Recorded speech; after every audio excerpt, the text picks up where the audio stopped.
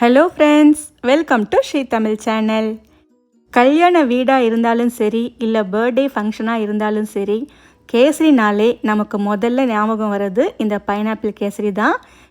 எத்தனை விசேஷ வீடுகளில் கேசரி சாப்பிட்டாலும் நமக்கு அழுக்கவே அழுக்காத கேசரி இந்த பைனாப்பிள் கேசரி தான். இன்றைக்கி நாம் அந்த கல்யாண வீட்டு பைனாப்பிள் கேசரியை அதே டேஸ்ட்டில் அதே டெக்ஸ்சரில் எப்படி பண்ணலான்னு வாங்க பார்க்கலாம். முதல்ல ஒரு பேனில் 3 டேபிள் ஸ்பூன் நெய் சேர்த்துக்கோங்க. இந்த நெய் லேசாக சூடானதும் கொஞ்சமாக முந்திரி பருப்பு சேர்த்து செவக்க வறுத்து விட்டுக்கலாம். முந்திரி பருப்பு லேசாக செவக்க ஆரம்பித்ததும் 1 டேபிள் ஸ்பூன் அளவுக்கு வெள்ளரி விதை சேர்த்து நாம் ஸ்டவ்வை ஆஃப் பண்ணிடலாம். நெய்யோட சூட்டிலேயே வெள்ளரி விதை லேசாக பொரிஞ்சு செவந்து வந்துடும்.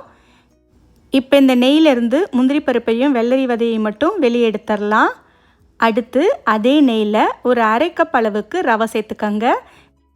இப்போ இந்த ரவையை நெய்யிலேயே ஒரு 2-3 நிமிஷத்துக்கு லோ ஃப்ளேமில் வச்சு நல்லா வறுத்து விட்டுக்கோங்க. நான் இன்றைக்கி வறுத்த ரவை தான் சேர்த்துருக்கேன்.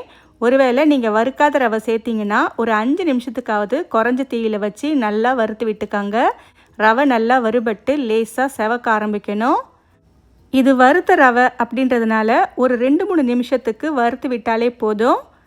இப்போ நாம் அடுத்து இதை வெளியே எடுத்துடலாம். அடுத்து ஒரு பேனில் 1 ஸ்பூன் நெய் சேர்த்துக்கோங்க.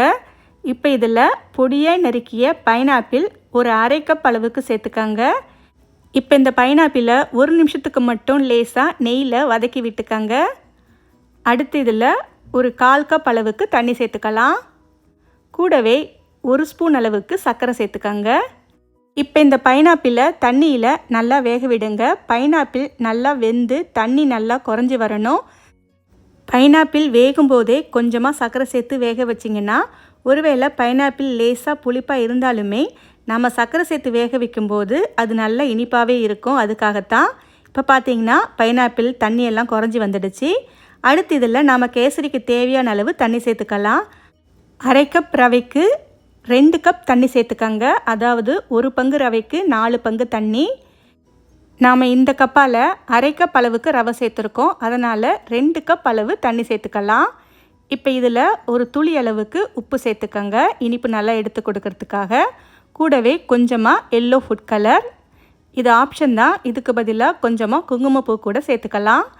அடுத்து கேசரி எவ்வளோ நேரம் ஆனாலும் இறுகி போகாமல் இருக்கிறதுக்காக 1 டேபிள் ஸ்பூன் அளவுக்கு சன்ஃப்ளவர் ஆயில் சேர்த்துக்கோங்க. இப்போ பார்த்தீங்கன்னா தண்ணி நல்லா கொதிக்க ஆரம்பிச்சிடுச்சு. இந்தளவுக்கு கொதிக்க ஆரம்பித்ததும் அடுப்பை கொஞ்சமாக குறைச்சி வச்சுட்டு நாம் வறுத்து வச்ச ரவையை சேர்த்துக்கலாம். ரவையை சேர்த்து கட்டி இல்லாமல் ஒரு முறை நல்லா கலந்து விட்டுக்கோங்க. ரவை கட்டிப்படாமல் கலந்து விட்டதுக்கு அப்புறமா அடுப்பை குறைச்சி வச்சுட்டு ஒரு மூடி போட்டு மூடி வச்சிடுங்க. அடுப்பு சிறுதீயில் வச்சே இந்த ரவையை நல்லா வேக விடுங்க.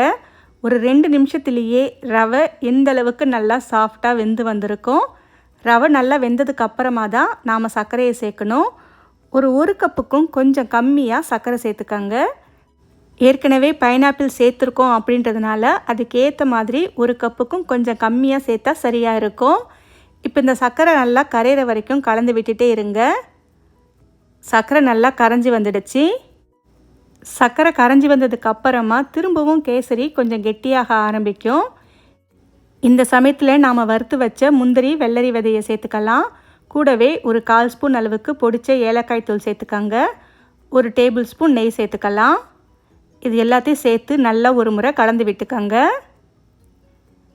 கடைசியாக அடுப்பு லோ ஃப்ளேமுக்கு நல்லா குறைச்சி வச்சுட்டு மேலே ஒரே 1 டேபிள் ஸ்பூன் நெய்யை பரவலாக சேர்த்துக்கோங்க. அடுப்பை நல்லா குறைச்சி வச்சுட்டு ஒரு மூடி போட்டு மூடி வச்சிடுங்க. ஒரு 2 நிமிஷத்துக்கு லோ ஃப்ளேமில் அப்படியே இருக்கட்டும்.